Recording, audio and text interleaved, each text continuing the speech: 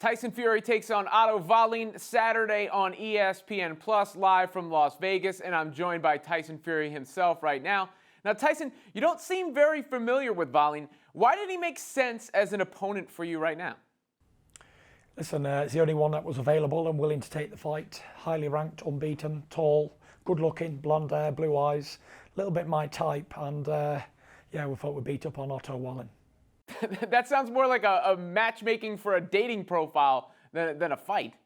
Well, it's kind of a dating profile, isn't it? You know, 6'6", blonde, Swedish, good looking with a tan. What's not to like about Otto Wallin? So instead of a swipe left or swipe right situation, you're looking for a left-right combination? Do I have that right? It'd be better if I could connect with a left-right combination, follow the left hook to the body and good night. But, you know, we never know what's going to happen in these air fights. Otto Wallin looks very fit to me yesterday, and he looks very unfazed. Las Vegas can do a lot of things to a boxer. They can either make him rise to the occasion or make him fold. And from what I've seen from Otto Wallin, it looks like he's coming to put on a good show. You just mentioned that anything can happen in any fight. Is that something that goes through your mind and keeps you sharp heading in? It never goes through my mind, and I never think about losing because I can never lose. Because all I do is win, win, win, no matter what. And then sometimes you get robbed and get a draw, but we're not going to talk about that.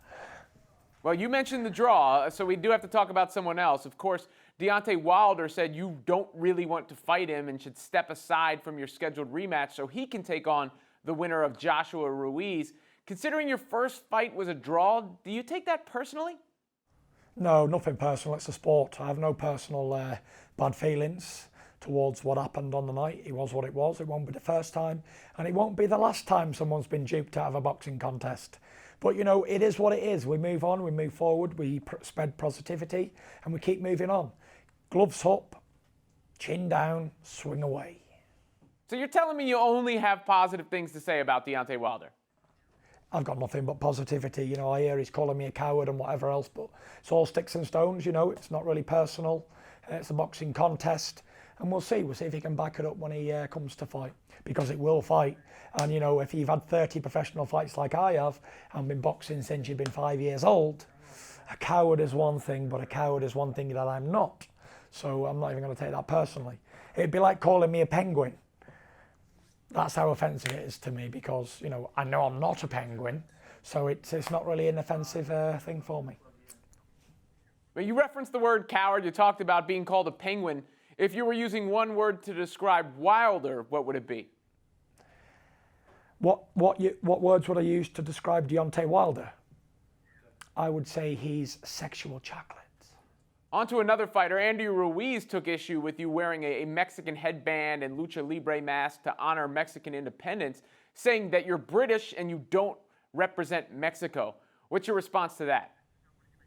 Well, I hear that Andy Ruiz tells me that I'm British and don't represent Mexico, but the thing is that I'm El Rey Gitanos. I am the Gypsy King, so that means I represent the gypsies from every nation in the world, and I know that there's lots of Gitanos in Mexico, so I represent them people. They are my people, so I can represent whoever I like. And every country that I touch down in the world, they have gypsies there, and I am their king, so they pay homage to their king.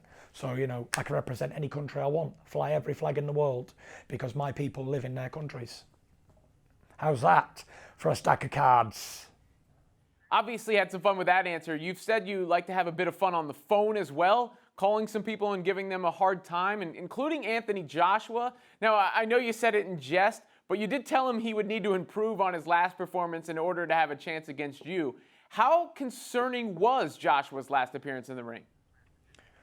It wasn't concerning for me. I was watching it while having a few beers. It was a good night, you know. It was a good fight, and they both done the best they could. And in boxing, there's always got to be a winner and a loser. And unfortunately, that's just the way it is. But as long as both men try their best and do the best they can, there's no real shame. You know, any man who gets in a boxing ring and goes one-on-one with somebody else deserves respect and admiration. So, you know, you can only do your best, and he lost the fight, and that was it. Fair play to him. There's not much that we can say. Even Muhammad Ali lost fights, and Mike Tyson, and all the great fighters of the past. They lose fights now and again, so it's not the end of the world. All right, we've talked about your fight, of course. We talked about Wilder, Ruiz, Joshua. Is the heavyweight division officially back? How many times have you been asked that? The heavyweight division is hot, but the one thing is, Fury is on fire. Believe that. Fury's on fire! That's what's going on.